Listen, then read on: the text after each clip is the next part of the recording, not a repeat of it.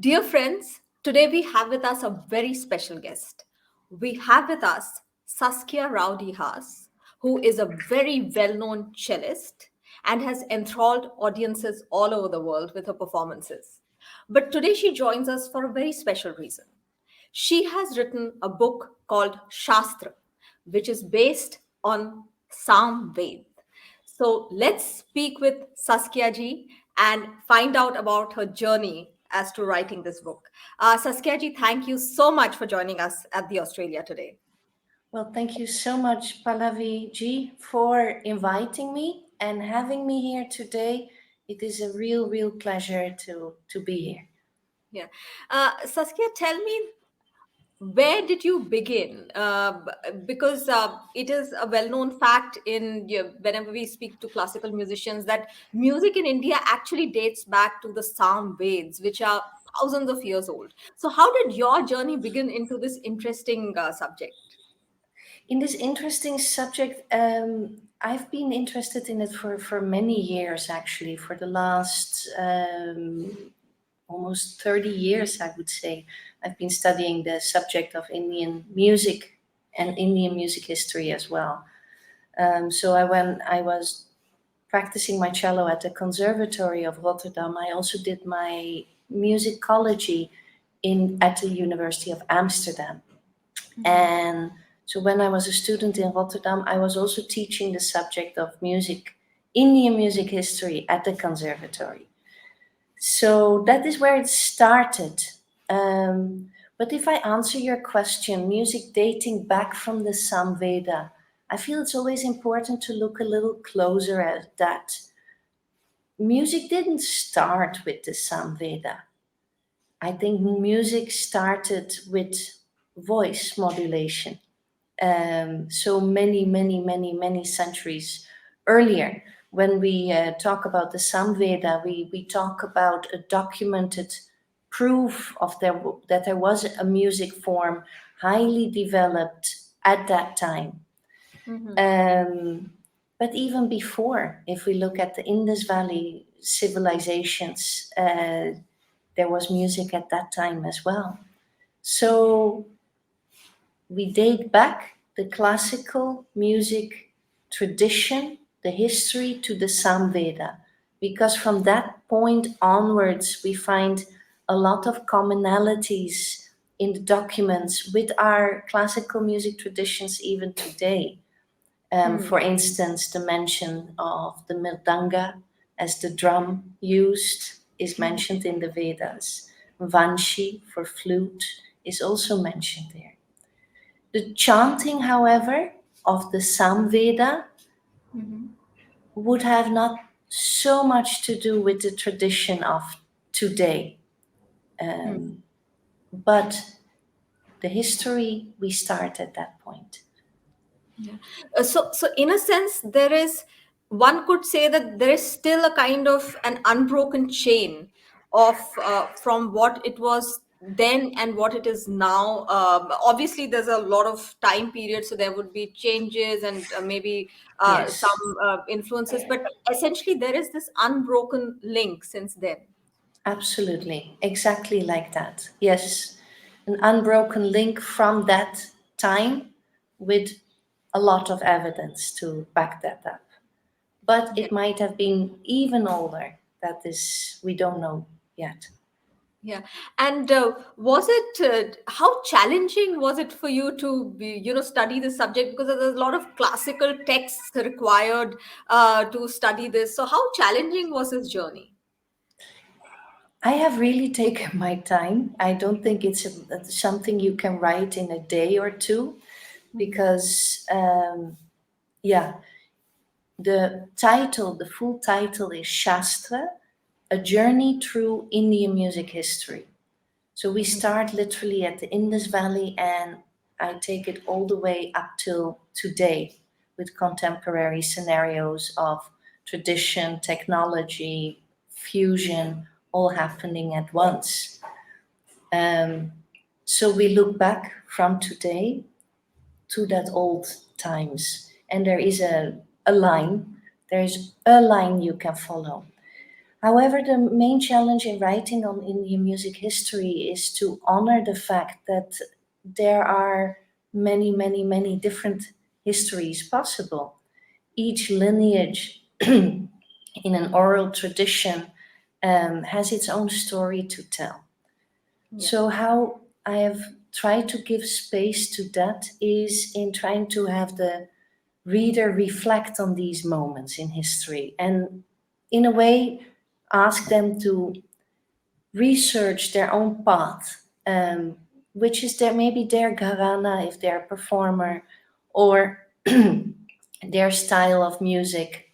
So to challenge them to think a little bit more about a historic context, and not as much in terms of my style is the greatest, but my style is a beautiful representation of this ancient, amazing tradition.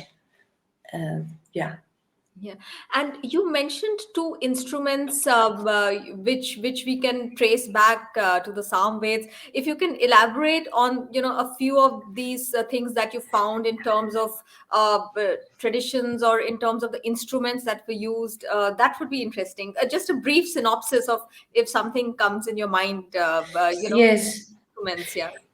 Yeah, and even more interesting perhaps for that is the Natya Shastra, which is Mm. over 2000 years old, which has dedicated entire chapter on music. Natya Shastra is sometimes called the fifth Veda, and it is a treatise on the theater of that era. Theater in a way that included dance, music, but even rituals to sanctify the stage, which we still see in the small ritual when a dancer starts her dancing with the invocations that happened before. Mhm. So these things are over 2000 years old in a different form. So Mm. with instruments, it's similar. The names of mridangam and veena were Mhm. there already at that time. Mhm. However, the veena at that time was more a collective name for all string instruments, not Mm. the Sarasvati veena that we associate now so clearly with the name veena or Mhm. Rudra veena. Mhm. The terminology before the word veena actually honors the fact that veena was a collective name for a lot of string instruments. But Mhm. the names were there, and even the musical terminology, a lot of it was there already, which is amazing. Yeah. Yeah, I mean, it is just mind blowing to think that this is so ancient and so old, and and in a way that it's an unbroken lineage, Yes. and it's quite wonderful that you've done this research and actually documented it and put it down. And if I were to ask you, how aware do you think the current generation is about this really phenomenal ancient history of India, and do you reckon that probably a little more awareness is needed about it? Yes, and I think that is exactly why I've written this book, because it is aimed at a younger generation Mhm. and in an aim to create really high quality resources to teach a younger generation and the young at heart as well, about this beautiful music tradition, but in a very accessible way. There are beautiful illustrations with it, so a person is not scared away by the vastness of this subject, which Mhm. was also equally important to me. Rather than writing a PhD thesis only on one specific era Mhm. and specializing down, Mhm. which is equally important work, but I felt that that is being done, whereas this is not there. And yeah, so that is what this is. And then I feel beautiful illustrations by Colin Campbell, a wonderful English illustrator here. He has really done a remarkable job bringing everything to life, which is Mhm. wonderful. Yeah. Yeah.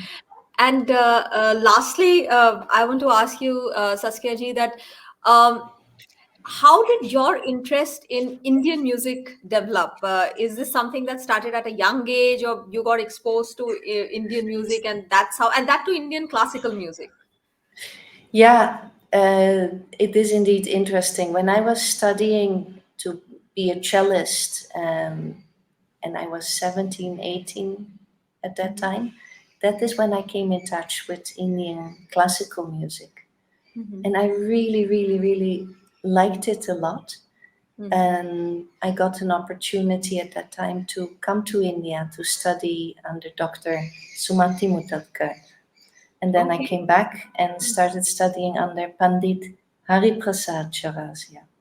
Wow. And I always say I first fell in love with the music and then the musician.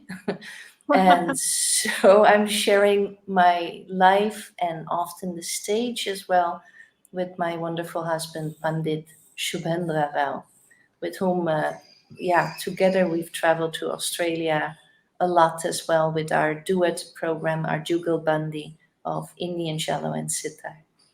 Yeah, yeah, and yeah, you have enthralled audiences all over the world, including in Australia, and do hope that you and Shubhendraji will come again to Australia soon.